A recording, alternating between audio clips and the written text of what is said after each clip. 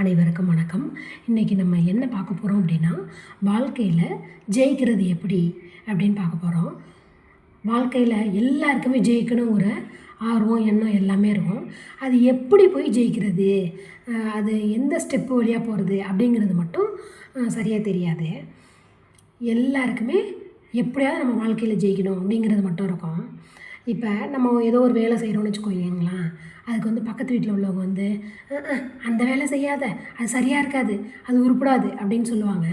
அதை விட்டுடு அப்படின்னு சொல்லுவாங்க. அதை காதில் வாங்காமல் நம்ம மேற்கொண்டு மேல் படியை எடுத்து வைக்கிறோன்னு வச்சுங்களேன், அவங்கள விட இன்னும் கொஞ்சம் மேலே ஏறி போயிட்டோன்னு வச்சுங்களேன், அப்போ என்ன சொல்லுவாங்க, ஆமாம் நீ எவ்வளோ நாளைக்கு உயரத்தில் இருக்க போகிற, அங்கேருந்து கீழே விழுவதான் போகிற அப்படின்னு சொல்லுவாங்க.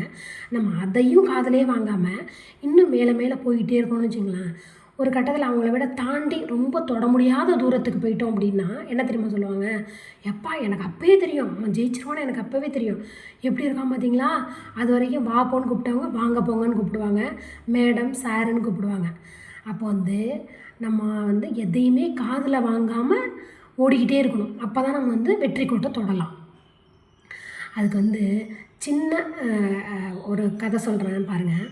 ஒரு குளத்துல நிறைய தவளை வசிச்சுக்கிட்டு இருந்துச்சான். அந்த குளத்துல தண்ணி வற்றி போயிடுச்சு. அதனால் தவளையெல்லாம் வேறு வசிப்பிடம் நோக்கி போயிட்டு இருந்துச்சு. ஒரு பக்கத்தில் ஒரு மலை இருக்குது, அந்த மலையில் போய் வாழலாம் அப்படின்னு சொல்லிட்டு எல்லா தவளையும் போயிட்டு இருந்துச்சு. போகிறப்ப வழியில் பார்க்குறவங்கெல்லாம் அந்த மலைக்கு போகிற பாதை ரொம்ப கரடு முரடாக இருக்கும், முள் நிறையா இருக்கும், போகாதீங்க அப்படின்னு சொன்னாங்களாம். அதுக்காக நிறைய தவளை இடையிலே ட்ராப் அவுட் ஆகிடுச்சு. நிறைய தவளை வராமல் விட்டுடுச்சு. அதுமாரி ஒருத்தர் ஒரு ரீசன் சொல்ல நிறைய தவளைங்க அங்கங்கே நின்றுடுச்சு. ஒரு தவளை மட்டும் என்ன பண்ணுச்சு, எதையுமே காதில் வாங்காமல் அது பாட்டில் மலையை நோக்கி போயிட்டே இருந்துச்சு. அதேமாதிரி மலை ஏறி மலை உச்சிக்கு போனால் அங்கே பெரிய குளம் இருந்துதான். அதில் மீன், தவளை, நத்தை எல்லாமே இருந்துதான். அதாவது அதுக்கு சொர்க்கத்தையே பார்த்த மாதிரி இருந்துதான். அப்பா வாழ்கிறதுக்கு வழி கிடச்சிடுச்சு அப்படின்னு இருந்துச்சான். அந்த மாதிரி எதையுமே காதில் வாங்காமல் அது போயிட்டு இருந்ததுனால ஜெயிச்சிடுச்சு வாழ்க்கையில். மற்ற தவளையெல்லாம் இவங்க இது சொல்கிறாங்களோ அதை காதில் வாங்குறது, இந்த காதில் வாங்குறது, அந்த மாதிரி காதில் வாங்கி அதுங்க அவங்க நினச்ச கோலை அடைய முடியலை. அதே மாதிரி தான் நம்மளும் வாழ்க்கையில் இப்போ இது வரைக்கும் பேர் சொல்லி கூப்பிட்டுக்கிட்டு இருந்தவங்க நம்ம செத்து போயிட்டோம்னா, அந்த பணத்தை எப்போ தூக்க போகிறீங்க, பணத்தை எப்போ எடுப்பீங்க அப்படின்னு கேட்பாங்க. அது வரைக்கும் நம்ம பேர் சொல்லி கூப்பிட்டோம் நம்மளை. அதுக்கப்புறம் போனோம்னு சொல்கிற இவங்களுக்காகவே நம்ம நம்மளோட எண்ணங்களை எல்லாம் மாற்றிக்கணும், அப்படிலாம் மாற்றிக்க வேண்டிய அவசியமே கிடையாது. நம்ம மனசாட்சிக்கு எது சரின்னு படுதோ அதை செஞ்சுக்கிட்டு போயிட்டே இருக்கணும். யாருக்கும் துன்பம் தரக்கூடாது, தீமை தர செயலை செய்யக்கூடாது, அவ்வளோதான் எண்ணம்.